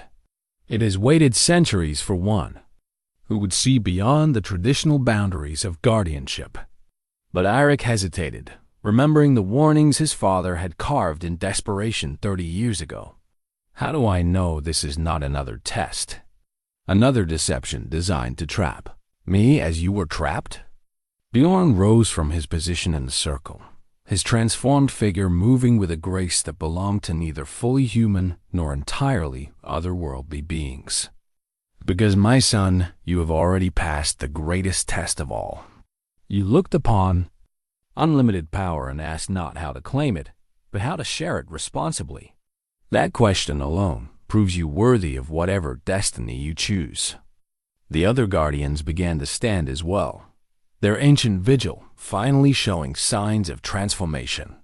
For the first time in centuries, change was possible, not just in their individual fates, but in the very nature of their cosmic responsibility.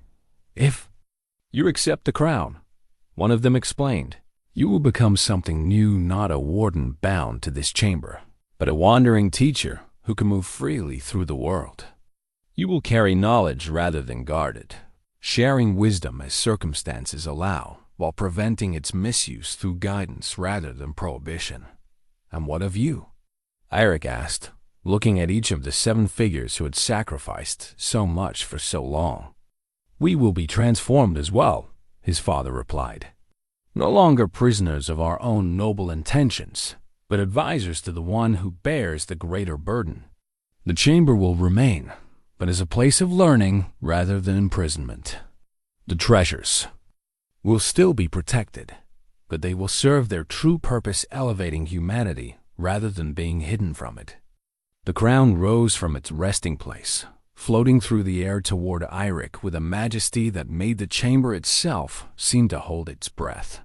As it approached, he could see that its crystalline structure contained not just light, but knowledge itself, the accumulated wisdom of the greatest minds that had ever lived, waiting to be claimed by one worthy of bearing such responsibility. Yet even as the moment of decision arrived, Eirik found himself thinking not of power or transformation, but of simpler things. He thought of Astrid, whose gentle wisdom had guided him through life's smaller trials. He thought of the village of Skoldan, whose people deserve protection not through the actions of distant guardians, but through their own understanding of right and wrong.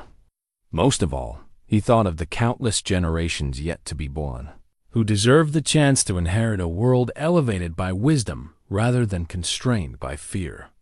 There is still time to choose differently, his father said softly. The burden I speak of is real, and once accepted, it cannot be set aside.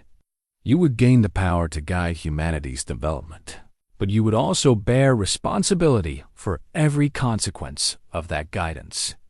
Success would bring about a golden age of learning and growth. Failure could doom the world to catastrophes beyond imagining. Eirik looked once more into the pool of memory, seeing not visions of the past but reflections of his own heart. In its depths, he saw the man he had been, Eirik the Meek, overlooked and undervalued, yet possessed of a quiet strength that had sustained him through decades of humble service. He saw the man he could become, a teacher and guide whose influence would ripple through centuries, shaping the destiny of nations through wisdom rather than force. But most clearly of all, he saw the choice itself not as a burden to be endured, but as an opportunity to transform the very nature of how power was wielded in the world. The crown continued to float before him, its light growing brighter as his understanding deepened. "I need to know one thing more," he said, his voice steady despite the magnitude of the moment. "If I accept this responsibility, will I still be able to love? Will I retain enough humanity to remember why these choices matter?" His father smiled then, and in that expression Eirik saw not the transformed guardian of cosmic secrets, but the man who had once taught him to read the stars and understand the changing seasons. "Love, my son, is what makes wisdom possible. Without it, knowledge becomes mere cleverness, and power becomes tyranny. The crown will not diminish your capacity for love. It will amplify it, giving you the ability to love not just individuals, but entire generations you will never meet."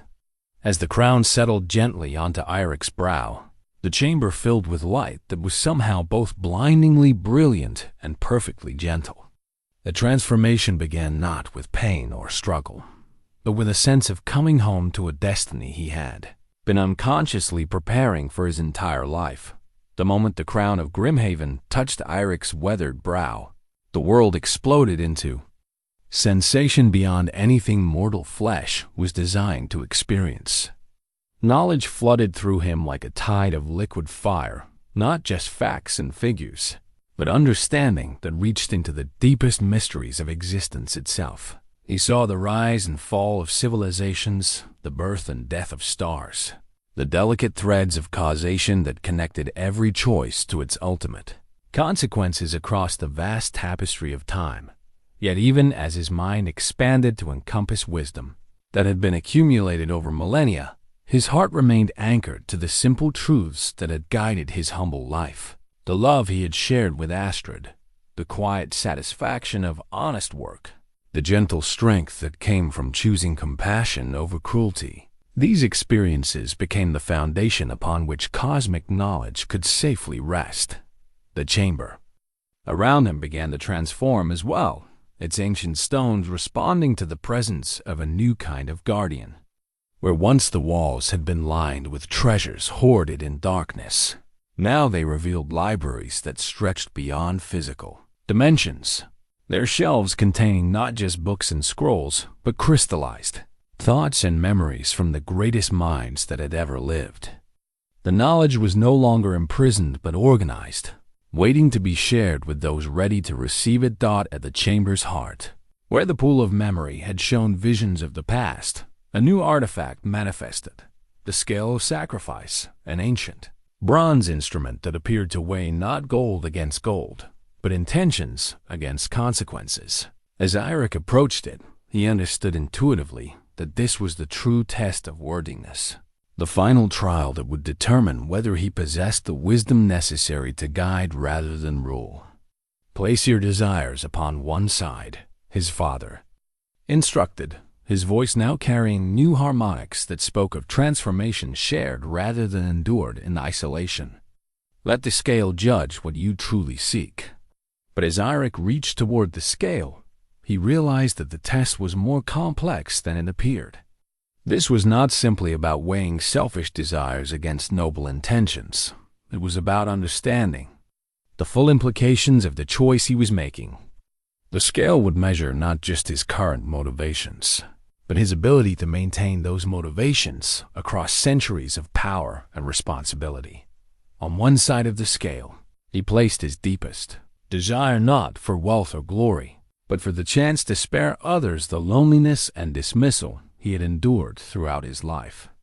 He wanted to create a world where gentle strength was valued as highly as warrior's prowess, where wisdom was cherished regardless of its source, where no one would be overlooked simply because they chose compassion over conquest.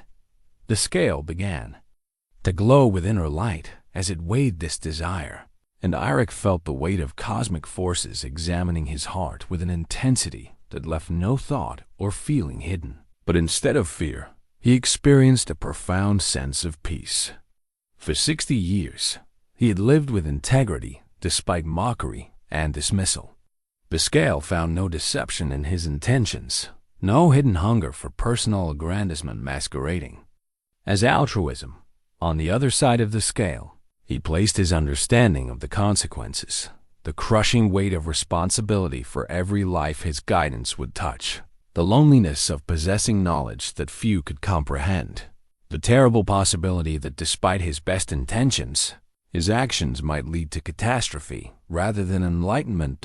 As the scale balanced these elements against each other, the chamber filled with a sound like distant singing, not the alien melodies he had encountered during his journey, but voices that were unmistakably human, representing all those who would benefit from wisdom shared rather than hoarded. The scale trembled as it weighed desire against consequence, intention against result, hope against fear. Finally, with a resonance that seemed to shake the foundations of the island itself, the scale settled into perfect balance.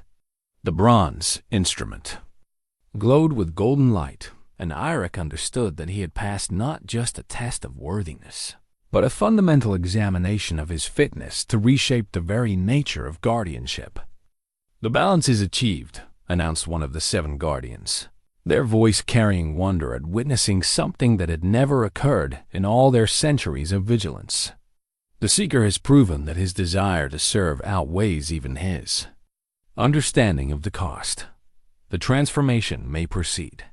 But the crown's true power was only beginning to manifest. As the scale of sacrifice completed its judgment, Eirik felt his physical form beginning to change, not into something inhuman like the traditional guardians, but into a perfected version of his mortal self. His aging body was renewed without losing the character that decades of experience had carved into his features. His strength returned, but tempered by the wisdom that only comes from understanding limitation. Most remarkably, he retained his essential humanity while gaining capabilities that transcended human boundaries. The bone compass in his hand underwent its own transformation, becoming not just a navigation tool, but an instrument that could sense the deepest needs of those he would encounter. Its needle would point not toward treasure or desire, but toward opportunities to plant seeds of wisdom that would grow into better choices, kinder actions, and more thoughtful leadership. As the physical transformation completed, Eirik experienced something even more profound, a shift in his understanding of power itself. The knowledge contained within Grimhaven's treasures was no longer a burden to be guarded, but a resource to be carefully shared. He could see pathways through history where small acts of guidance might prevent wars, where subtle teachings might elevate entire cultures, where patient mentorship might produce leaders worthy of the trust their people placed in them. The 7 original guardians began to change as well, their ancient forms becoming less ethereal and more human as the nature of their service evolved. They would no longer be prisoners of their own noble sacrifice, but advisors and teachers working alongside their newest colleague to gradually elevate human consciousness to the point where greater knowledge could be safely shared. His father approached him, and for the first time in 30 years, Bjorn looked like someone who might one day return home, not as the man who had left, but as someone transformed by purpose rather than trapped by duty. "The hardest part lies ahead," Bjorn warned, though his voice carried hope alongside concern. "You must learn to live among mortals while possessing immortal understanding, to guide without controlling, to teach without overwhelming. The temptation to impose your will, even with the best intentions, will be constant. Eirik nodded, feeling the weight of the crown upon his brow, not as a burden, but as a reminder of the trust that had been placed in him. Through the crystalline structure, he could sense the needs of the world beyond Grimhaven's shores, the countless souls struggling with choices they lacked the wisdom to make well. But he could also sense something else: potential allies in his mission. People throughout the world who possessed the spark of wisdom needed to become teachers in their own right. The transformation of guardianship would not rest on his shoulders alone, but would spread through a network of guides and mentors, each working within their own sphere of influence to gradually prepare humanity for greater responsibilities. As the transformation reached its completion, the chamber itself underwent a final metamorphosis that reflected the fundamental change in Grimhaven's purpose. The ancient walls expanded outward, creating spaces that had never existed before: halls where knowledge could be shared rather than hoarded, libraries where seekers could study under proper guidance, and most remarkably, a viewing chamber where the effects of wisdom shared throughout the world could be observed and evaluated. At the heart of this transformed sanctuary, a new artifact manifested: the Guardian's Torch, an eternal flame that burned with blue fire, representing the unbroken chain of protectors who chose duty over desire. But unlike the torches of old, which had been carried in solitude, this flame was designed to kindle others, spreading its light through willing hands rather than burning in isolation. Eirik's father approached the torch with reverence, his transformed features showing peace for the first time in 3 decades. "This flame has passed from guardian to guardian for over 1,000 years, he explained. "Each keeper has added their wisdom to its light, their sacrifices to its warmth. Now it passes to you, but not as a burden to be carried alone." As Bjorn lifted the torch from its ancient pedestal, the blue flame danced higher, as if celebrating the moment of transition. When he placed it in Eirik's hands, the fire did not simply transfer, it multiplied, creating twin flames that burned with equal intensity. Father and son stood together, each bearing light that represented not just power, but the responsibility to illuminate dark places in the world. "The flame will guide you to those who need teaching," Bjorn continued, his voice carrying the accumulated wisdom of centuries. "But more importantly, it will help you recognize those who are ready to carry torches of their own. The network of guardians will grow not through recruitment, but through inspiration." The other 6 guardians approached as well, each carrying flames that had kindled from the original torch. For the first time in their long service, they were no longer bound to the chamber, no longer trapped by the very nobility of their sacrifice. The transformation of guardianship had freed them all to serve their true purpose, not as jailers of dangerous knowledge, but as teachers preparing the world to receive greater wisdom. "Where will you go first?" asked one of the guardians, a figure whose transformation had revealed features that spoke of lands far to the south, where desert winds carried the dreams of ancient kingdoms. Eirik looked into the blue flame of his torch, seeing within its depths not destinations, but opportunities, moments when a word of guidance might change the course of a life, instances when subtle teaching might prevent catastrophe, situations where patient mentorship might produce leaders worthy of their people's trust. "Home," he said simply. "Back to Skjoldheim, to begin where I am best known and least expected to succeed. If I can plant seeds of wisdom in soil that is known only mockery and dismissal, then perhaps those seeds will prove strong enough to grow anywhere." His father nodded with understanding. The village that rejected Eirik the Meek may be more ready to listen to what he has learned. "Your transformation began not with the crown, but with the choice to seek truth despite the cost. That journey has given you credibility that no amount of supernatural power could provide." As they spoke, the viewing chamber began to show them glimpses of the world beyond Grimhaven's shores. In kingdoms great and small, rulers struggled with decisions that would affect millions. In villages like Skjoldheim, ordinary people faced choices that seemed small but carried the potential to ripple outward through generations. In schools and temples, teachers worked to pass on knowledge while lacking the wisdom to guide its proper use. The need was vast, but so was the potential.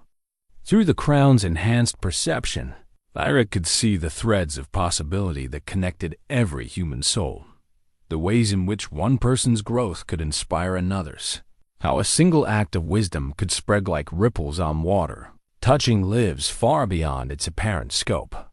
The work will take centuries, he realized, speaking the thought aloud. Perhaps millennia. We are not healing the world, but teaching it to heal itself. All the more reason to begin immediately. His father replied, "But remember, you are not working alone. Each of us will take a different path, kindle different flames, plant different seeds.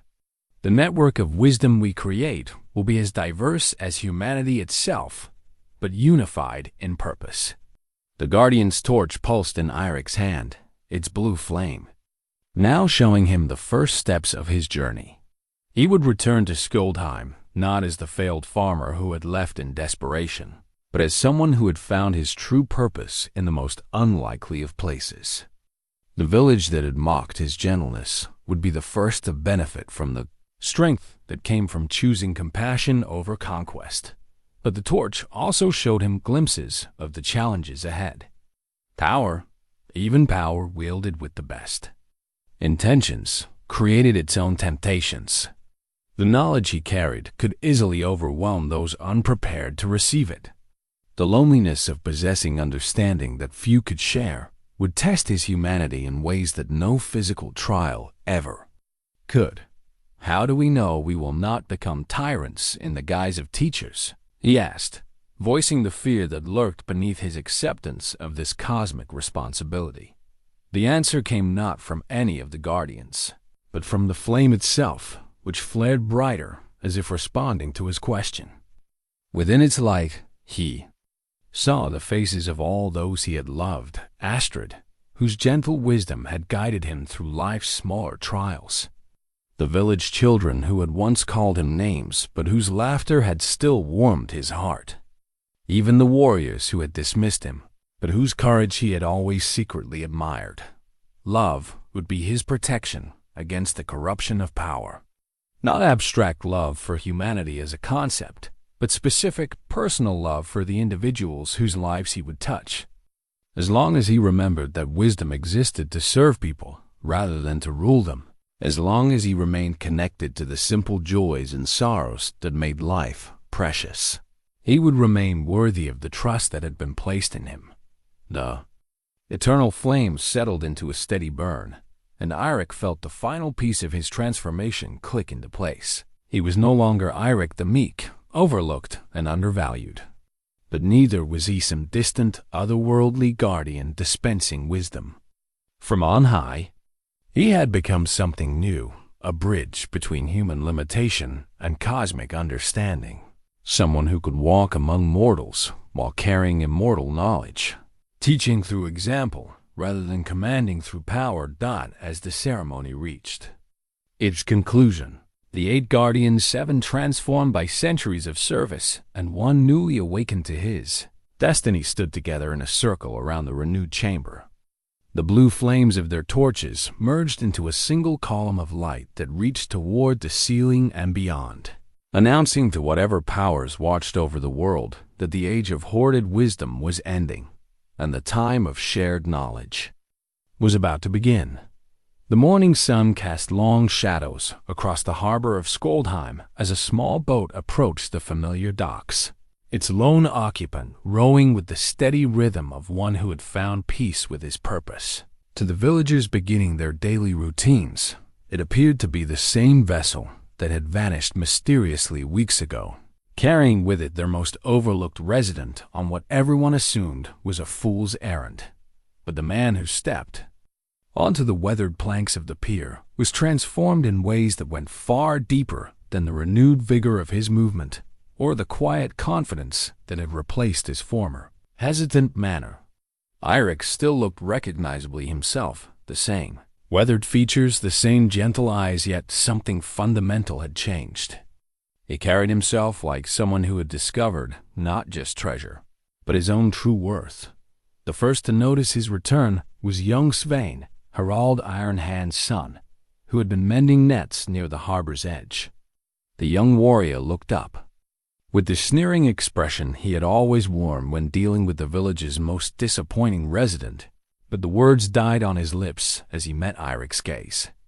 There was something in those eyes now, not arrogance or the harsh authority of those who ruled through force, but the deep strength of one who had learned to see beyond surface appearances to the potential that lay hidden in every soul. "Eirik?"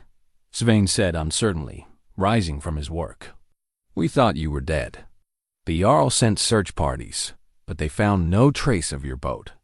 "I found what I was seeking," Eirik replied simply, his voice carrying harmonics that spoke of depths previously unimaginable. "And in the process, I learned that what we seek often finds us as well." Word of his return spread through the village with the speed that only truly surprising news could achieve. By the time Eirik reached the central square, a crowd had gathered, some drawn by curiosity, others by the subtle but unmistakable change in his presence. Jarl Magnus emerged from his great hall, flanked by his most trusted warriors, his expression mixing skepticism with genuine interest. "So," Magnus said, his voice carrying the authority of one accustomed to command, "the mouse returns from his impossible quest. Tell us, Eirik the Meek, what great treasures did you find on your journey?" "To nowhere?" The crowd murmured with anticipation, expecting either fantastic lies or embarrassed admission of failure. But Eirik simply reached into his pouch and withdrew a smooth river rock, the memory stone he had carried from his childhood home, which now glowed softly with the wisdom of his journey. To mortal eyes, it appeared to be nothing more than a simple stone, but its gentle radiance spoke to something deeper than sight. "I found the greatest treasure of all," Eirik said, his voice carrying clearly across the square. "I learned that wisdom is not something to be hoarded by the few, but shared among the many. I discovered that true strength comes not from conquering others, but from helping them discover their own power." He looked around the assembled crowd, seeing not just the faces he had known all his life, but the potential that lay hidden within each person. The merchant who could become known for fairness rather than profit, the warrior who could protect rather than intimidate, the mother who could raise children to value compassion alongside courage. "The island of Grimhaven exists," he continued, "and its treasures are real.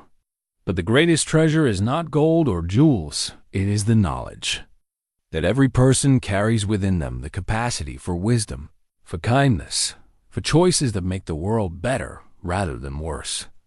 Olaf the blacksmith pushed through the crowd, his weathered face showing recognition of something he couldn't quite name. "You speak differently than before," he observed. "What happened to you out there?" "I met my father," Eirik replied, and the simple statement sent ripples of shock through the gathered villagers. Bjorn the Bold did not die in glorious battle as the stories claim. He found something far more important, a purpose that required him to sacrifice his old life for a greater calling. Now he serves as a guardian and teacher, helping to guide the world toward wisdom rather than leaving it to stumble blindly through darkness. Jarl Magnus stepped forward, his hand resting on his sword hilt with the instinctive wariness of one who sensed power in unexpected places. "And what of you? Do you claim to have joined some mystical brotherhood of guardians? Do you expect us to bow before Eirik the Transformed?" "I expect nothing," Eirik said, with a smile that held no trace of mockery or superiority. "I offer only what I have learned, that the strength to lead comes not from the ability to command, but from the wisdom to serve. That true victory lies not in defeating enemies, but in helping them become allies. That the greatest legacy any of us can leave is not gold or glory, but the knowledge that we helped others find their own path to wisdom. As he spoke, the memory stone in his hand pulsed with gentle light, and those closest to him began to feel something they had never associated with the village's most overlooked resident hope. Not the desperate hope of those who had nothing left to lose, but the confident hope of those who had glimpsed possibilities they had never imagined. Old Ingrid, the wise woman, pushed through the crowd, her ancient eyes bright with recognition. "I see the mark of the deep magic upon you," she said quietly. "You have walked paths that few mortals ever find, and returned to share what you learned rather than to rule with what you gained. Will you teach us?" asked a voice from the crowd. Astrid's sister Ranvig, whose quiet strength had helped her raise 5 children alone after her husband's death in a fishing accident. "Will you help us become more than we are?" "I will share what I can," Eirik replied. "But the greatest teaching happens not through words, but through example. Watch how I live in the days to come, and judge for yourself whether wisdom shared makes the world brighter than wisdom hoarded."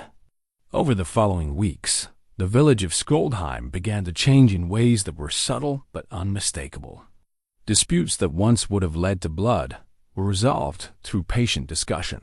Children who had been overlooked because they preferred books to swords found themselves valued for their thoughtfulness.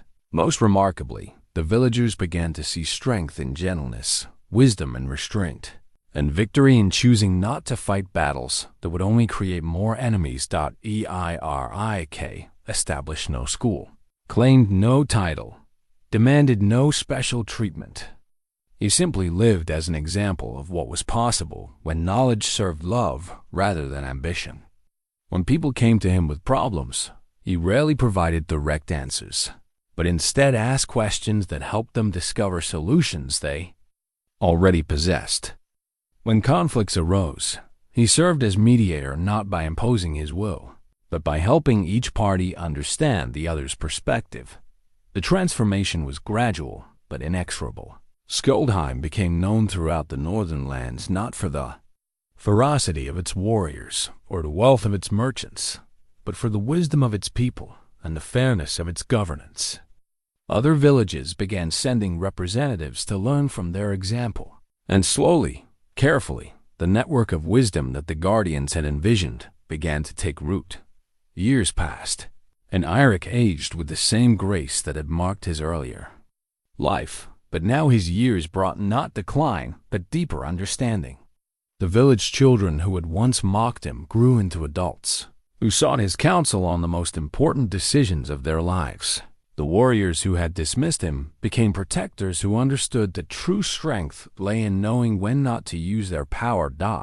As he sat by his cottage on quiet evenings, watching the sun set over waters that had once carried him toward impossible dreams, Eirik often thought of his father and the other guardians scattered throughout the world. Each was planting similar seeds in their own chosen ground, teaching through example rather than proclamation, guiding through questions rather than commands. The memory stone sat on his windowsill, its gentle glow a reminder that the simplest beginnings could lead to extraordinary purposes. Sometimes when the light was just right, he could see reflections in its surface, glimpses of the network of wisdom spreading across the world like ripples on water, touching lives in ways that would echo through generations. He had found his treasure at last, and it was better than gold.